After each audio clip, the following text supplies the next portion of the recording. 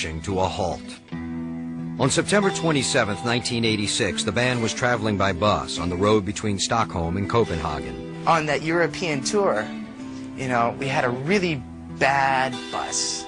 These particular buses weren't purpose-built that we have now. They have normal windows like a passenger coach, and the bunks are just bolted in. Then they put cardboard over the windows. Earlier that night, a friendly dispute between Kirk and Cliff over sleeping arrangements concluded with a draw of cards. The first card that Cliff picked was the ace of spades, and he looked at me and said, "I want your bunk." And I said, "Fine, you take my bunk, I'll sleep up front. That's probably better anyway, you know." Later on that night, at about 5 or 6 in the morning, I heard a skidding, I heard a vibration, and then this motion. I thought we were going off a cliff.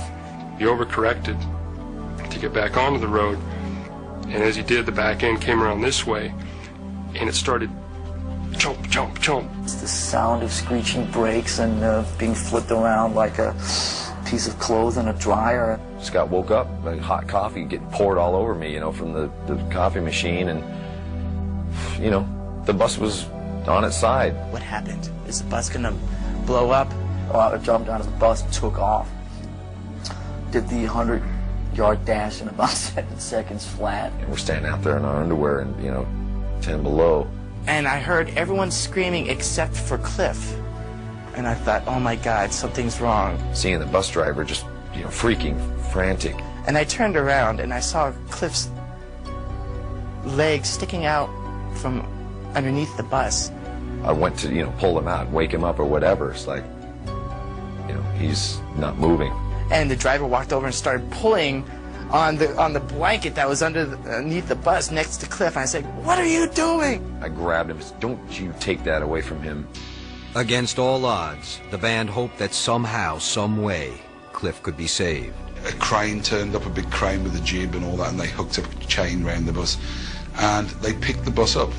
There's still people trapped under the bus, but everyone else was okay. I don't know if Cliff was dead at this point or not, because the bus actually slipped back after they picked it up. They lifted it to pull him out, and it slipped back and landed again on the floor. After that, you know, I was in such shock that everything else for the next 3 or 4 hours, I can't even remember. Kirk and James yelling at the driver. "What did you do? What did you do?" What happened? You know, what's going on? You know, is this guy drunk or la la la? Oh, we hit some black ice. And I recall in my underwear, you know, and socks, walking for miles, looking for this black ice, walking back on. Where's this black ice? I don't see any black ice. And I wanted to kill this guy. I was gonna end him there. Early Saturday morning, September 27th, 1986, on the road near Ljungby, Sweden, Cliff Burton died. He was 24 years old. He just got thrown out the window and boom, the bus landed on him, and basically, by all accounts, I mean, he never woke up.